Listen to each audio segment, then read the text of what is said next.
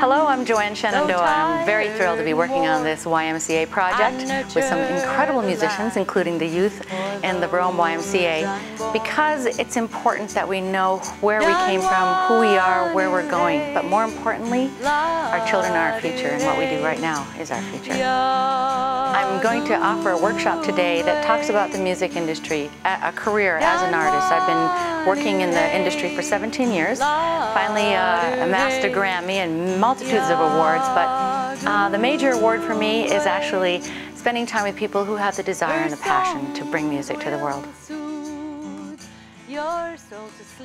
Please let me introduce Joanne Shenandoah. Thank you. Okay.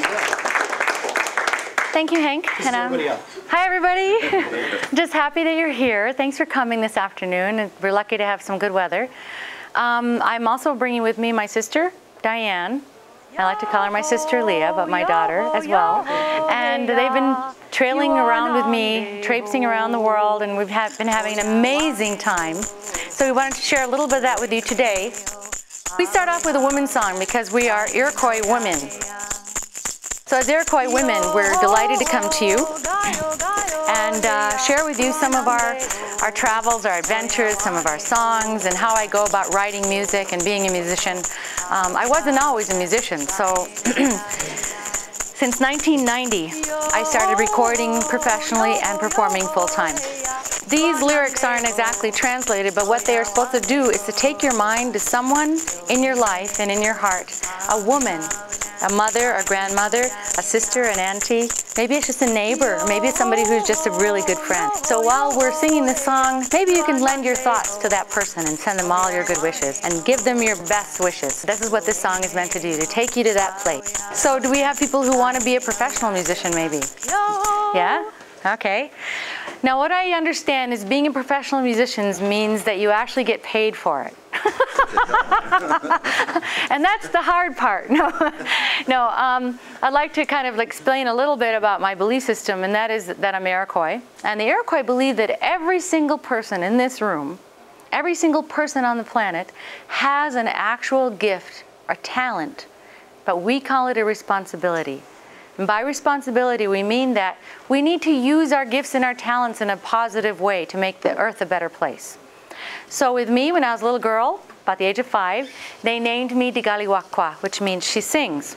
So here I am, been singing and singing and singing. And with my mom, she used to always encourage us to sing. So the main thing is, if you want to be a professional musician, or whatever it is you want to do with your life, you have to have people around you who support you, who care about you, who tell you you're doing a good job. That's part of why the YMCA is so special, because they encourage people with their gifts. And that's so special and so important. So you're very lucky to be part of this family. So this is a song I sang at the White House, a song I sang for the unveiling of the Sacagawea coin. And it's about, you know, Lewis and Clark Sacagawea and all that.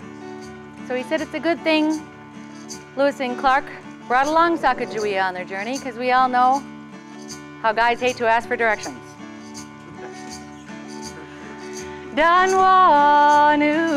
I started off in the computer industry. I went to school for business, and I lived in Washington, D.C. for a long time. But I was born here in Syracuse, and I have a huge family here. So that's why I moved back here. I totally have been having an amazing time since 1990s. My very first big concert was for about 15,000 people with Neil Young, Bruce Cockburn, John Denver, Jackson Brown, David Lindley, Chris Christopherson, Willie Nelson. It was a star-studded big production. It was really like, wow, this is so cool, you know. And then, so I did my first album.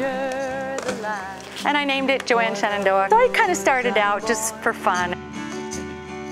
Actually, this wasn't the first thing. I put out a little two-sided record and sent it to different radio stations, and they played it, and I was so excited, and I was still working my job then. And I worked 18-hour days. It was really, really hard, because I never saw my family. I thought, what am I doing? I need to be doing something that's my natural gift, and I was good at computers.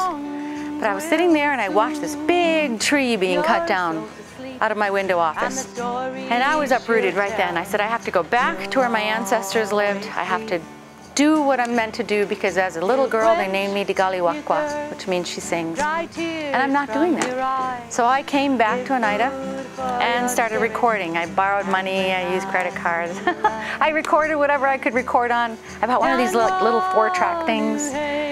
And I came up with another album. And that's Once in a Red Moon. And a lot of these albums are different facets of my life. So when you find out, when you start writing or creating music, it's about a mood or a place where you are in your head, in your heart, in your soul. And that's what you give. Because it's very, very real to you. And no one knows how you feel unless you can express that. And sometimes it's best to express it through music.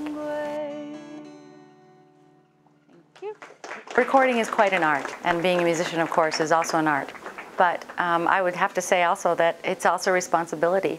So music is something that can heal, it can make you cry, it can make you laugh, it can make you love. So it's a good thing to be part of a music world.